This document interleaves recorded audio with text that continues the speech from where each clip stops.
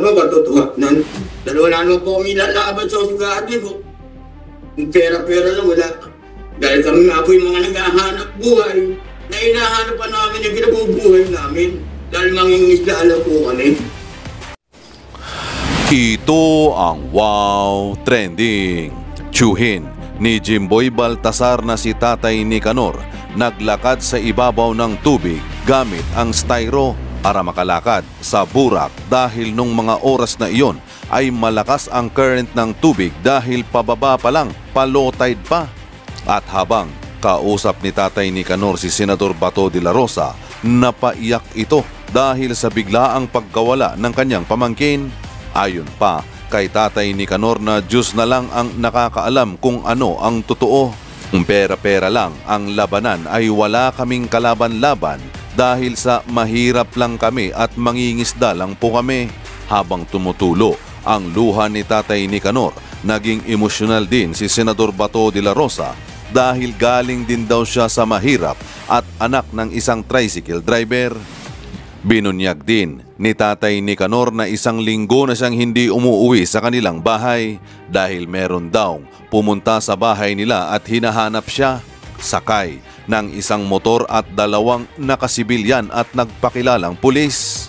Dahil natakot na sa seguridad ng kanyang buhay ay nawalan na daw ng tiwala sa mga pulis si Tatay Nicanor. Sir Nicanor, meron pa po ba kayong gustong sabihin tungkol sa lahat-lahat ng itong nangyari? Yes po. Sige po, Sir Nicanor. Pero tapos pagbalik ni Chair, baka... Ay, sorry po talaga, sir. Nakikiramay po talaga kami. Sige po.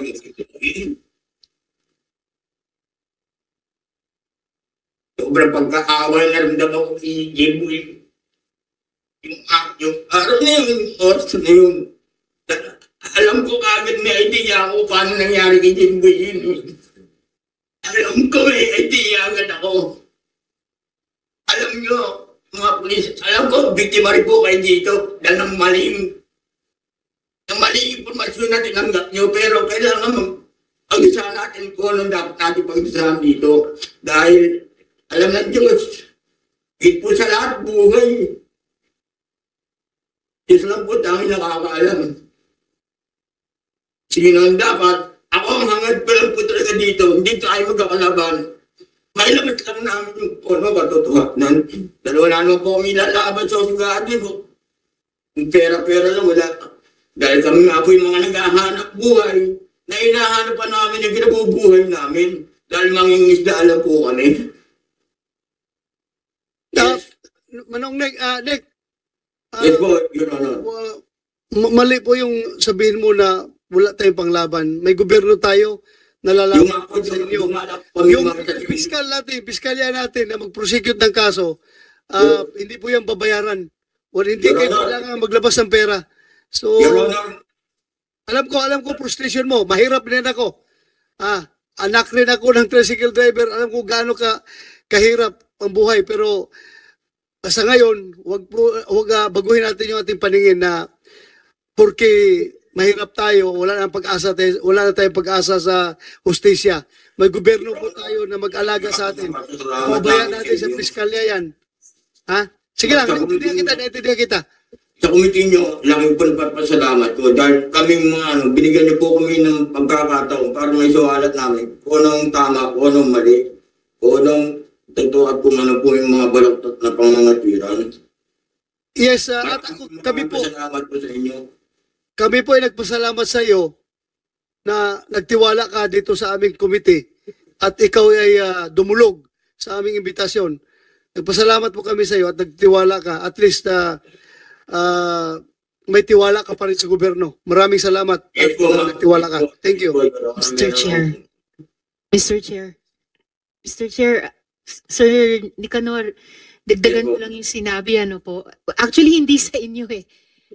Sa 6 po, sa 19, sa 2 team captain at assistant team leader, at yung 2 pong investigador. Kung sa 3 pagdinig Hindi pa kayo naantig sa lahat ng mga tanong namin na gustong malaman ano ba talaga nangyari para makapagrekomenda ng hustisya para sa pamilya. Pakinggan nyo na lang po yung sinabi ni Sir Nicanor na ang Diyos lang nakakaalam. Diyos ang nakakaalam ng lahat. At sana maantig kayo kahit sa luha niya. Luha din ng buong pamilya nila. Sabi niya, mga simpleng mangingisda sila. Sus Mariosep, siguro hindi po sila makatuntong dito sa kwarto sa Senado or kaya sa House. Sana merong isa sa 23 ninyo na magsabi ng totoo para naman bigyan ng hustisya si Sir Nicanor. Bigyan ng hustisya si Jemboy. Mr. Chair. At alam naman natin na kayong lahat dyan, hindi man kayo galing sa mayamang pamilya.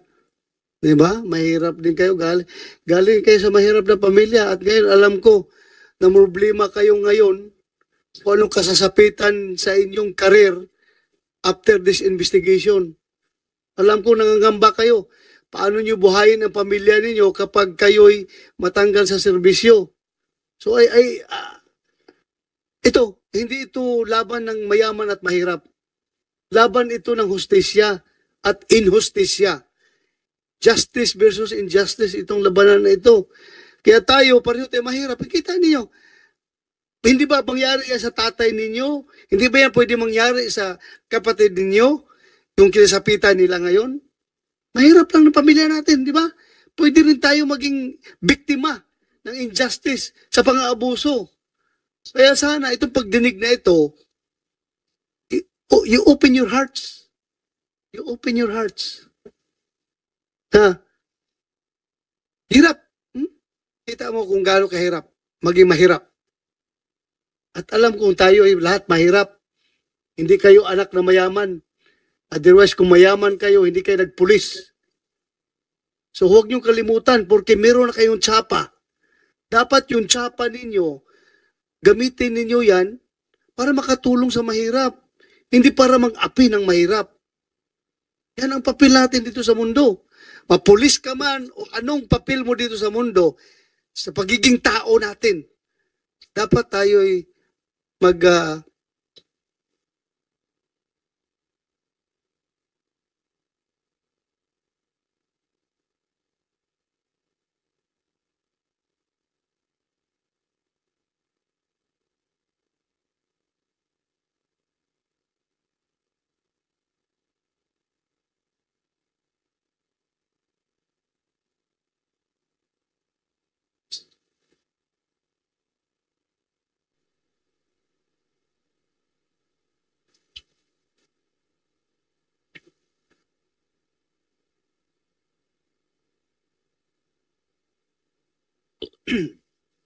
alam nyo, hindi lang masama ang loob ko sa sinapit nila, ng pamilya nila.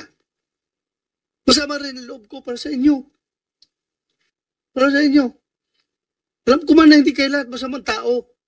Pero dahil sa pangyayaring ito, somebody has to suffer. Somebody has to answer sa pangyayaring ito. Meron sa inyo mananagot. Meron sa inyo mananagot. At ako'y nalungkot para sa pamilya ninyo. Mga anak ninyo na hindi makapag-aral dahil matanggal kayo sa serbisyo. Nalungkot ako sa mga mahal nyo sa buhay. Mawalan kayo ng trabaho. O puro lang ba kasamaan ng loob ang matatanggap natin dito sa mundo? Kung sana nasa utak natin, sa puso natin gumawa ng mabuti. Siguro gaganda ang takbo ng mundo kapag tayong lahat ay puro kabutihan ang iniisip. Hindi yung pang-aabuso. Sabihin man ninyo na sir, wala kaming intensyong masama na gumawa ng masama. Nagkamali lang kami. Nagkamali lang kami, sir. Pero yung pagkakamali ninyo, it cost the life of one Jimboy at paghihirap at pagluluksa ng isang pamilya na nawala ng isang mahal sa buhay na Jimboy. Kaya, sana, sa pagdinig na ito, lalabas ang katotohanan, kayo magsabi kayo ng totoo, mag-cooperate kayo. Tapos na yung panahon na magtatago tayo ng kasalanan ng ating kapwa. Masakit man na madiin yung ating kasamahan sa trabaho dahil sa sasabihin yung katotohanan, pero sabi ko nga sa inyo palagi, the truth shall set you free. The truth shall set you free. Masakit man, body kita, kasama kita, pero kailangan sabihin ko yung totoo para mag-improve ang sitwasyon ng ating pamulis. Intindihan niyo ako, mga pulis? Intindihan niyo ako? Ha? Dapat ganun ang gawin natin to. Hindi tayo magsigitakip ng takip. Kung hindi kayo nagtatakip, hindi kayo makukontem. Oh. Kayo, hindi kaya kayo ma-cited in contempt. Kung hindi kayo nagtatakip, wala kayong tinatakpan. Kasi nakikita namin na may tinatago kayo. Kaya sinahit namin kayo in contempt.